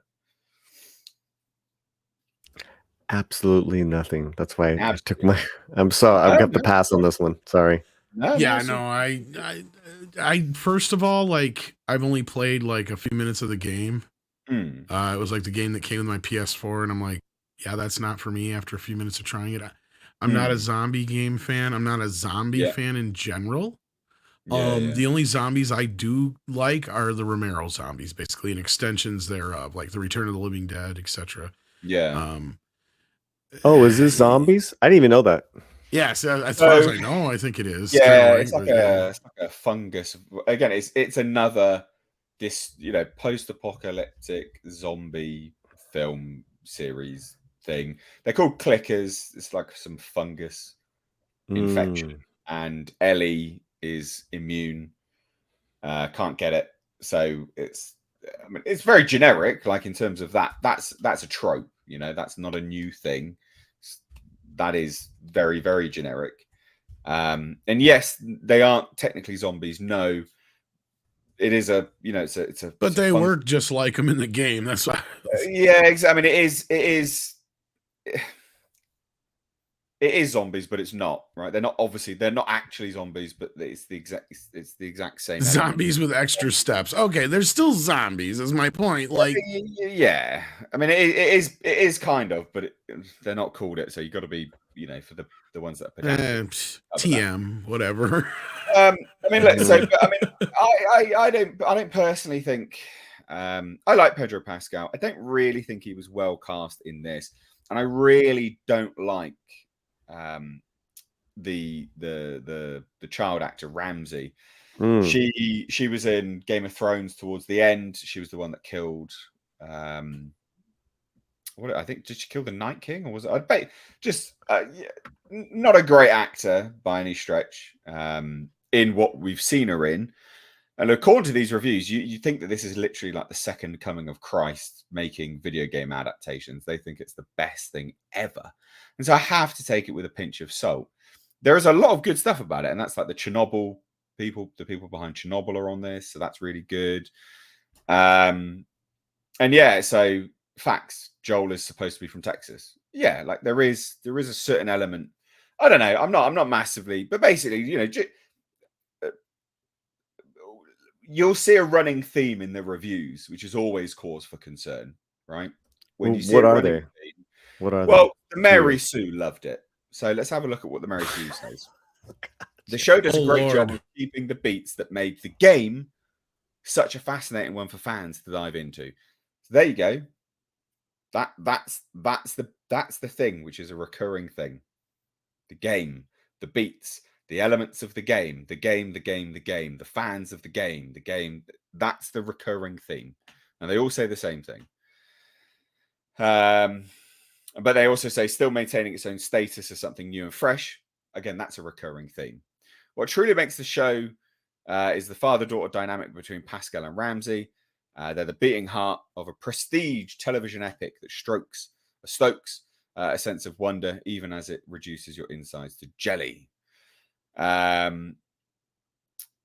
Masterfully tense and deeply emotional, The Last of Us delivers all the nail-biting action we expect from the genre, but makes sure to ground it in authentic human emotion too. It does sound good. Grace Randolph loved it. A star vehicle for Pedro Pascal, someone that she doesn't really like, so that's really odd. While it seems a bit like HBO's The Walking Dead, definitely does, the show is still interesting enough to hold its own. The big budget treatment doesn't hurt either. Why would it hurt? Genre fans will be entertained. Others may or may not stick around. See, and here's my big question about this. Has the days of this post-apocalyptic zombie Walking Dead craze reached its pinnacle yet? Because these things always go in phases. Usually. And zombies have kind of they're the new kind of trend in the equation. Even since the beginning of time, you've had, like your vampires always make a comeback every once a decade, it seems like. Zombies have been kind of, and now zombies have been added to that mix here in the last, couple decades. And at this point, I'm like, okay, has this thing finally reached the end of its road? Because I know we're getting just that one series spinoff of Speaking of, Walking Dead is just ending this season and stuff like that. There's and 2 spin-offs. Yeah, I don't know. I don't think. I think the popularity is waning a bit. Is my question, I guess, or do you guys think so? I think the popularity of those things are definitely waning. Personally, like we've seen them. If the popularity wasn't waning, every single zombie thing would be doing very, very well. But every single zombie thing isn't doing very, very well. So right, that's kind of what I'm noticing. Yeah. Yeah. But again, like, if the game is regarded as one of the greatest ever made, it's only fair and proper that the television show will soon be considered one of the greatest video game adaptations. Okay. That's a tall order. I mean, not that we've had a lot of great ones, but I mean, a fascinating deconstruction of the game. Oh, that's on character and storytelling instead of action. I'm pretty certain the first one is a storytelling. It's a story-driven game.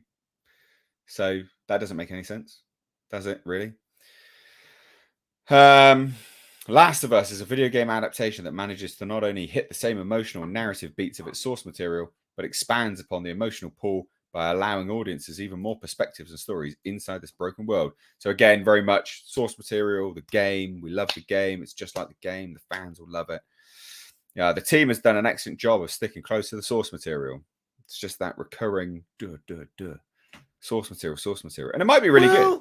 I was going to say, if that's true, and it is actually true to the source material, and that's what the fans want, then again, I can't really speak to it because I'm not a fan of the franchise, so I don't even know they're not even fucking zombies. So, yeah.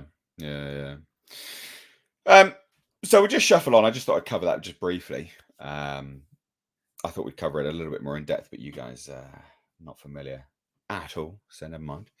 But let's talk about something I have posited here on this channel a few times now, and one I am very much gonna sort of like do the slam dunk on this because I think I was right, and I think I am still right. Is that the next big resurgence of IPs that studios are going to be pulling their sort of money together to buy is going to be tabletop RPGs, and we're seeing that now. Dungeons & Dragons live action series ordered by Paramount Plus from Rawson Marshall Thurber, E1 and Paramount Pictures.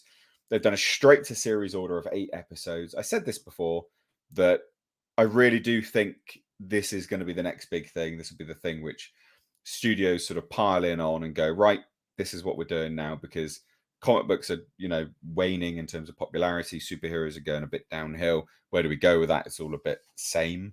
Or not every company has the ability to make them or buy them. So those ones which don't, Paramount Plus, Paramount, for instance, other studios that, have other money but no IP in terms of the, for like superhero kind of stuff, well, where do they go? Well, they go to tabletop RPGs. So Dungeons & Dragons, they've got a movie coming out. They've already now straight to season order of an 8-episode season. I think this is it. Like, I think this is the next big thing we'll get, the big boom. But what do you guys think, just on that topic specifically, Paulie? Paramount Plus is riding a high wave, and this Thurber, I mean, I really like the Red Notice films. That's really all I got right now. Dungeons and Dragons live action series. I mean, it's got nothing to do with that movie, does it? So it's not linked, but it's under the same house now. So obviously, so exclusive to Deadline, Paramount Plus has given an 8-episode straight to series order to an adaptation of Hasbro's wildly popular Dungeons & Dragons fantasy role-playing game franchise. Rawson Marshall Thurber wrote the pilot script and is set to direct the first episode of the series, which will be a co-production between E1 and Paramount Pictures. E1, the lead studio, took the project out in November, garnering interest from multiple buyers, but Paramount Plus were the ones which won the bid. They bought the show in a competitive situation. E1 and Paramount Pictures are partnering on the Dungeons & Dragons series after also co-producing and co-financing the upcoming movie. So it's not connected, but it could be to a degree. And at the very least, one of the elements which I like about this, just from a continuities perspective, is that at the very least, there's an element where they can keep it very thematically the same. If, the movie is a success, or it's not going to be wildly different, like it's not like where an IP is kind of butchered and shopped out to multiple people. You get a movie released, and then there's a TV show, but they're just so different. If you like one, you'll probably hate the other. If you like the movie, you'll probably end up liking this show, basically, is the take home from this, because it's under one roof. Although it's different, it's still under one roof. So that's a good thing if the movie's good. That's my sort of perspective on it. Paulie, further thoughts on that now? A little bit more info? I mean, not really. I mean, it sounds like people in the chat are saying D&D is making a comeback. Tabletop games. This is so out of my not my strong suit at all. Well, what do you think the next big thing will be? Do you think there's a point to that? Tabletop RPGs. Do you think that there'll be that as the next big thing or not? Because what is the next big thing to you? Okay, what do so you think the next big thing will be? For me, what would be interesting is a Dungeons and Dragons series where it shows, young dudes, young people, maybe be retro, where they're playing the actual tabletop game, and then they get pulled into that world. I don't know, something like fun Jumanji. Like that.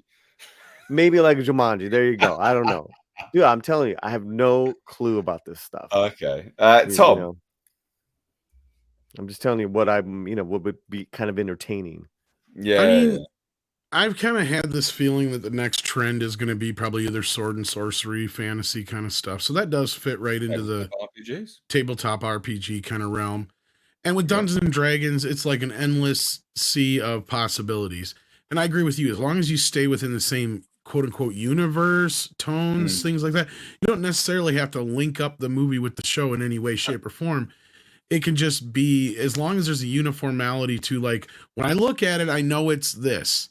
See, because that's the thing, going back to that thing we were talking about earlier with just the production design of Ant-Man and how that picture could have been from, Wakanda to whatever.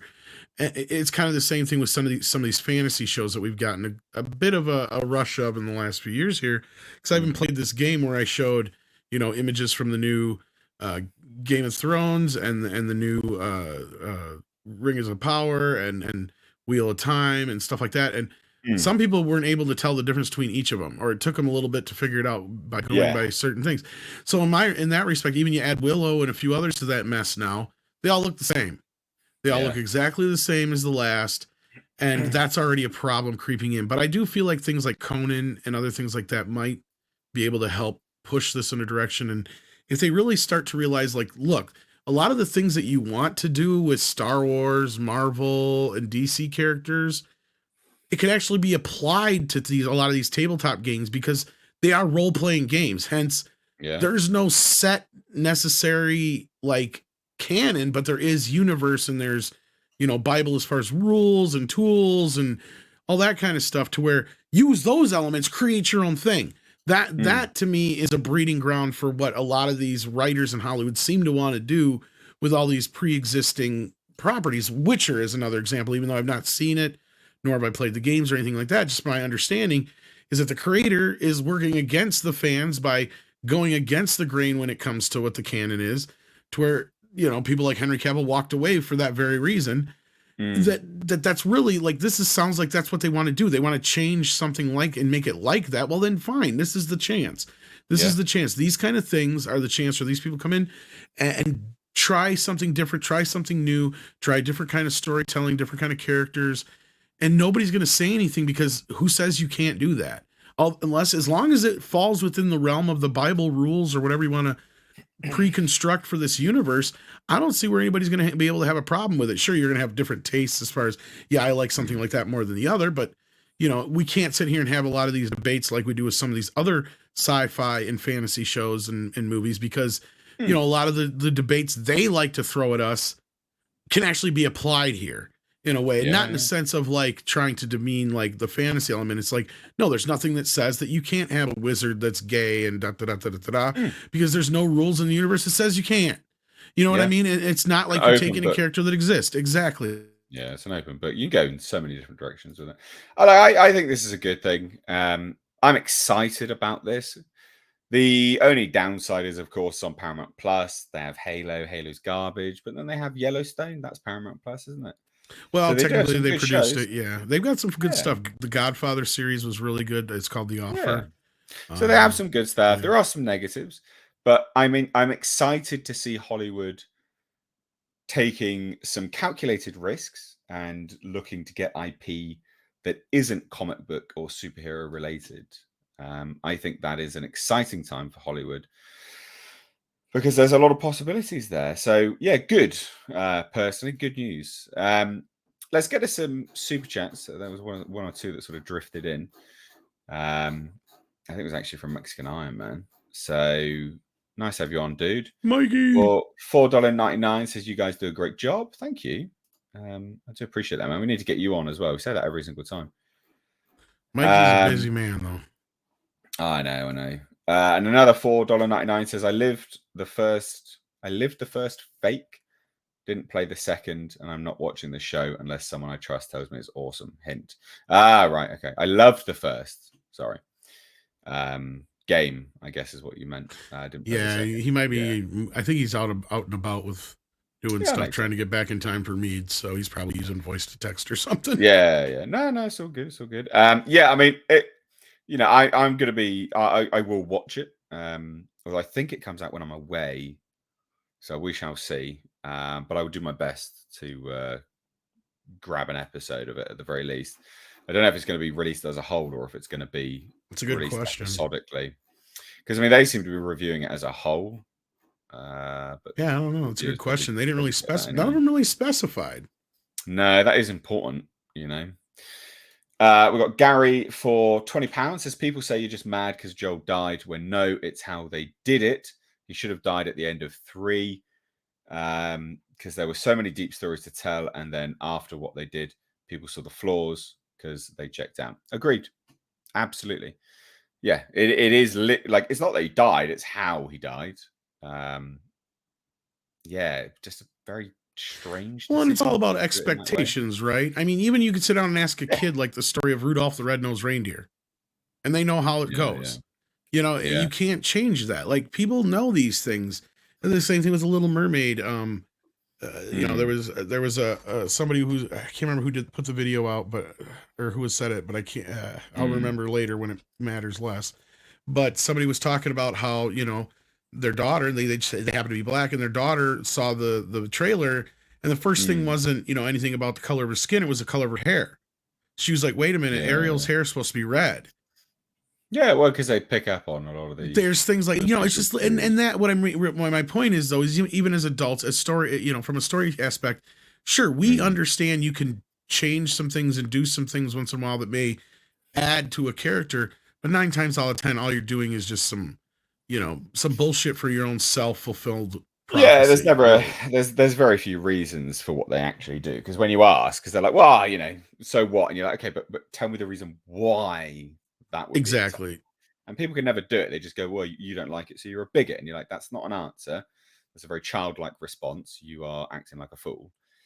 But anyway, let's shuffle on. Let's not get too deep into that. Let's go on to one of our last topics, which is Luke Cage star Mike Coulter says the role is in the rear view and he's happy for someone else to take over. So he's not coming back. That's interesting because we just got a rumor from Jessica Jones. She was she's going to be popping up in the new Daredevil series. Yeah. So and this is funny because I did hear that we're going to hear about this, and I wasn't so sure about these guys. I wish Andre was here because he knows more about this. But yeah. Well, the thing is that the rumor that she was going to pop up started because she posted a photo of herself in the gym wearing a Daredevil top. That's where it came from. And then it just sort of spiraled from there, basically. There might have been some rumors beforehand or something along those lines. She may have even heard those rumors and started to troll people. You never know. True. I like Mike Coulter. I think he's good. He is going to be in that upcoming movie Airplane or Plane or whatever it's called, which is just like dumb fun. The new Gerard Butler action film that they pump out once a year. So I'm looking forward to that. He's going to be in that. I'm pretty certain it's him. I want to see that. You want to see? It does look good. Hell yeah!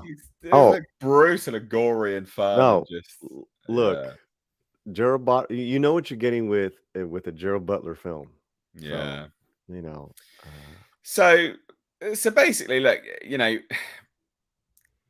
well, he's 46, which is like, he doesn't look 46. He's doing well for 46. And he was asked basically about it, and he just goes, look, it's one of those things where it's in the rearview mirror at this point. He says, if somehow I get a call, my dance card is kind of full. So he's basically saying no, like even if I get a call, I can't. He might be trolling. He might be pushing people off the scent. You don't know. He says, if I get a call, something happens, great. I had a good time. I'm happy, more than happy, to let someone else take on that mantle or that role. That character's living on for a long time. Fans are going to have that character in one way, shape, or form for the rest of their lives. And I'm happy to have been a part of that for those guys. So, yeah, there you go. It was for playing. I bloody knew it was. So, I don't know. What do you guys think? I mean, I thought it made a pretty good... I thought he made a pretty good Luke Cage, actually. I thought he was pretty decent. Yeah. It's too bad he's not coming back, but we know already that they're on a different path now anyway, so I don't think it's... If we even see Luke Cage again, what difference does it make at this point, right?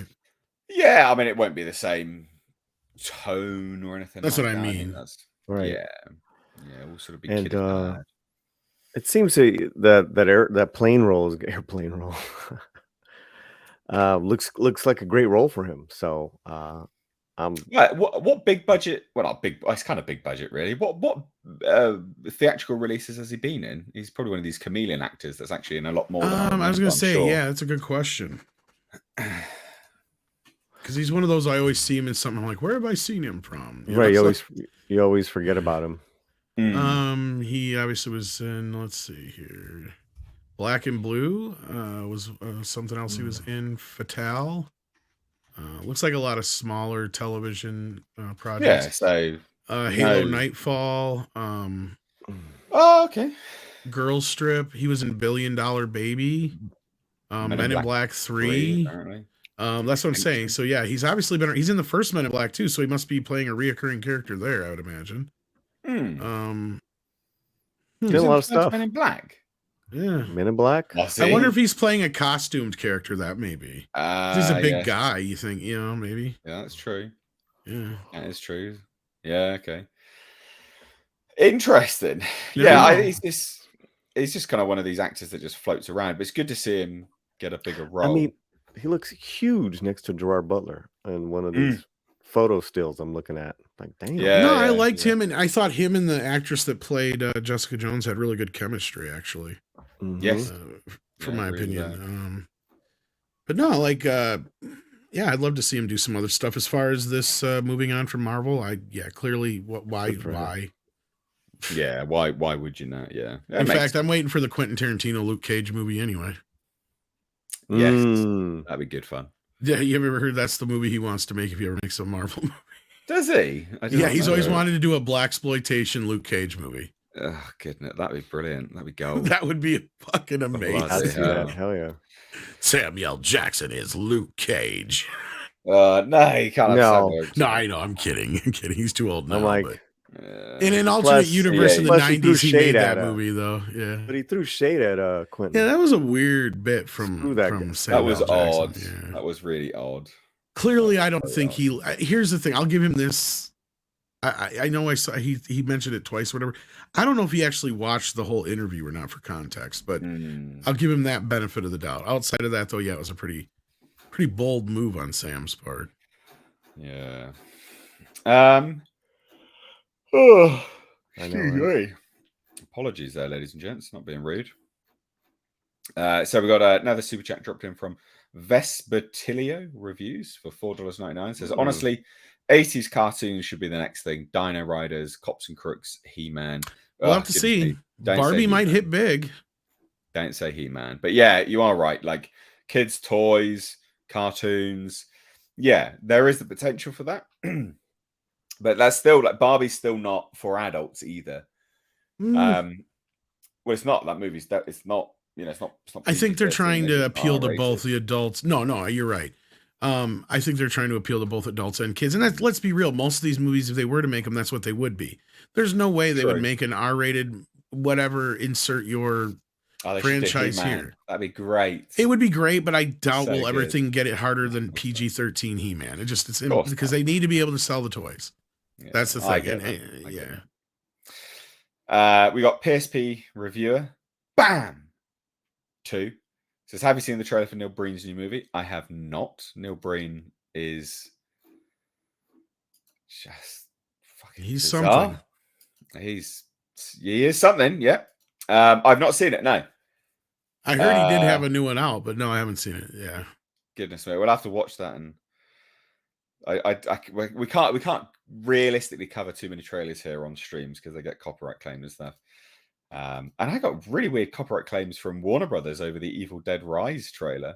They took down my video, but they released the other video. So I was like, I obviously appealed their takedown. Was like, guys, can you justify why you took one down, gave me a copyright strike, but then release the other? I'd love to see the justification for that. And then we can proceed, right? Like, that doesn't make any sense. What you want about? They're fucking weirdos. So strange. Warner Brothers suck. Massive PP at the moment. You said PP. Not good. I did say PP. What is this you just sent? Well, we're Southern California is going through some major storms. A lot of there is flooding here and there, and yet it's always a great time for some. Oh wait, was that what I sent you? Oh, no, I've got it. I've got it. You sent me fucking Ellen DeGeneres. Yeah, Ellen DeGenerate. So you got to understand, a lot of these celebrities, or whatever you want to call them, they live in areas in Los Angeles. People should not be living in, right? That's why there's a reason they hadn't been developed before. Yeah. Right. So you have to have a shitload of money to develop these little enclaves, whatever. And what do you think happens when we have rainstorms, right? Yeah. Mudslides going to the ocean. And here's what this idiot's talking about. What's funny is Ellen DeGeneres was alive like in prehistoric times. So you'd think she'd seen things like this before. Her acting like this is like some new thing. Like, okay, and I'm not trying to jump on the whole It's a bit like E.T. there, doesn't she? Yeah, she does. I'm not trying to get on the whole political like train thing here about like global whatever. I'm just going to say like, look, I'm from an area where this happens every few years, especially when you have certain types of weather and patterns. It's natural. Yeah, well, this stuff's been happening in the UK all the time. Like we have all the time. We have coastal regions that you like that people built too close to the cliff edge, and now the cliff is falling apart. Degenerate. It happens, it just happens all the time. And then obviously people have had to vacate their homes because erosion slowly occurs. That's just par for the course. Mudslides are, happen and things. I mean, like, well, LA is famous for, mudslides, earthquakes, fires. Right. And it happens every couple of years. There's bad ones. They're trying to act like this is new because of global whatever. And I'm like, are you fucking insane? Right. And like what's insane is how you treated your staff. Yeah. And some of your guests, even from what we've heard. Yeah, let's talk about that. But you're there. I mean, what are you, like a weather lady now? I mean, we're reporting live from my backyard. Oh, it's just the news. This is E.T. reporting weather. I should go out right now, Nate, and show you my backyard, which is flooded, right? And I could do like a, you could do welcome to Wisconsin every spring, man. I mean, Mother Nature's never on break. Right. I thought you guys would enjoy that. Yeah, I appreciate it. Gary for £5 says, for years, I never noticed who played the villain in Men in Black, and the original Luke Cage with the afro was based on Dolomite. Who played the villain in Men in Black? He must have played the first one. Ellen? The first one was Vincent D'Onofrio, yeah. Vincent D'Onofrio. That was an amazing performance from him. He's not we don't know who he played in it, actually. We didn't look. But he's in the first and third one, so we were either assuming that he played a reoccurring character or maybe characters in costume, since he's a big guy. That's very possible. Yeah. Marshmallow for £2 says she's officially been dubbed Ellen DeGenerate. Is no one ever? That's always what I've called her. Someone else must call her that as well, surely. It's not just me. I probably have, but forgot. But Helen we'll give you credit for it. Well, she'll need the canoe for that, flood near. Yeah, I mean, it was again, I'm not going to get too into it, but it's when people are like, "Oh my god, we had a really hot summer in the UK." It's like, yeah, man, like it hit 40 degrees. That's what occurs in the UK sometimes. Like it has happened before. Like that's weather. Yeah. Anyway, Nick has joined us as we're actually wrapping up the show. Hey. So, what's going on, guys? Good. How are you? We are literally wrapping up. We've got no more. Oh shit! Yeah. I just got finished up with my work project crap, so I just now got free. Sorry, my man. Good to have you on though. If only briefly. It's all good. Yeah. How are you? Good. I'm feeling better. I don't feel like crap anymore. Good. And so yeah, things are going good. That's good. Good to hear. What's everyone got coming up? What's up, Nick? Hey, what's going on, Paulie? What's that? Dan Blackroyd says he was Coulter was Will Smith's dad in MIB. I was thinking that, but I'm like, who is he playing the first one then? Dan Blackroyd. Yeah, he's one of my favorites. I love that one. That's awesome. So yeah, what's everyone got coming up? Oh, Miss Nate wants to end this. Come on, hurry. Midnight's Edge After Dark in just over an hour on my end. Paulie, Nick, who wants to go next? Me and Coach are gonna record a video later tonight. We might go live later, and then our Saturday night stream this Saturday at 7 Central. Nice, Paulie. Two things. We're gonna do a Golden Globe roast on Chris Gore's channel in a few hours. That should be a lot of fun. That'll be fun. Yeah. And then on the slant, we're gonna be live at the same time because Nate is not this Thursday. But I'm gonna do something a little different. I'm gonna pick up from where I left off, and we had a very successful live reading of the first couple of chapters of Heat 2. And so I'm gonna pick it up, and we'll do another reading stream. That was a lot of fun. People loved it. It's really good. Cool. So that's an actual sequel to Heat. That's actual. Well, it's a prequel and sequel at the same time.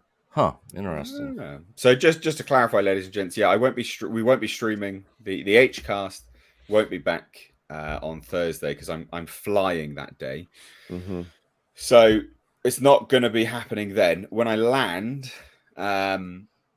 then I'm gonna try and figure out exactly what the situation was with the time zones, because I will be 7 hours ahead of where I am now, which will put it from 9 o'clock.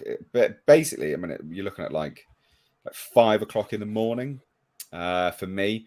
So it may be that what we can do is push it back just a little bit later for like 7. Start at this time, maybe. That'll probably work for you, Nick. Yeah. Late. Yep. Maybe for you, Paulie. I don't know if that would work for you, but I think that would work for me anyway. And then we should be able to do that. Then I think that would, probably about 7 in the morning. I can wake up, have a coffee, do a stream, and should be okay. The Wi-Fi should be quite reasonable out there. So there'll be no Thursday stream on this channel, but yeah, Paulie will be doing a stream, and then. Just as an FYI, what's coming up on the main channel of my main channel, is a return to pretty heavily scripted content. So I haven't done them for a little while. They're all scripted to a certain element, but this is heavily scripted, well edited, and it's a new series called What's Next, and it's What's Next for a franchise. And so we're covering Hellraiser to get started, just because we've just had the movie. What's next after that? There's a lot of interesting things to cover. I've edited that. That's actually going to be released on Friday. That'll be my video, which will tide me over whilst I'm sort of landed and sort of, finding my feet on vacation, basically. So hopefully you guys will enjoy that. If you do, then, please do give it a thumbs up and please do share it. I spent a long time on it. I wrote that until like 1 a.m. And if it goes well, even if it does reasonably well, there'll be more of it because I've got a lot to cover. There's lots of interesting things to cover it with franchises, the rights deals behind them, where it all lies. They're not always like that. Some of them will be more creative. So there's quite a lot. There's a lot to cover, and I'm quite excited to be doing stuff like that again. And of course, doing more movie reviews this year. So anyway, thought I'd cover that. But that about wraps it up, ladies and gents. Sorry, Nick, that you literally just joined as we were wrapping it up. Sorry about that, buddy. I figured I'd have like at least another hour when I jumped in here. I don't know. Well, honestly, there wasn't really much to cover today. We're at that slump where Avatar's just sort of released, and other things are just coming out, but they're not blockbusters, and we're not getting that much news about other things. So it's just sort of sort of dead patch. It's the January dead patch. It's kind of the norm. But we still had some things to cover. But yeah, it's a short stream off the back end of it. But we'll have more things to talk about next Tuesday for sure. Be Wednesday for me, but next Tuesday for sure. We'll have more things to cover. So thank you, ladies and gents. Please do follow me over on Twitter and Instagram. Twitter is at Mr. H Reviews. Instagram is Mr_Nate_H. So there you go. Check that out over on Twitter. I don't know why I changed it. I should have just kept it as Mr. H Reviews, shouldn't I? Well, you changed it. You changed it, Nate, because you didn't want Culture Casino to follow you again. So that was it. I can believe it. What a bastard. But anyway, from me and everyone else, thank you so much. Have a great day. Take care. See you guys.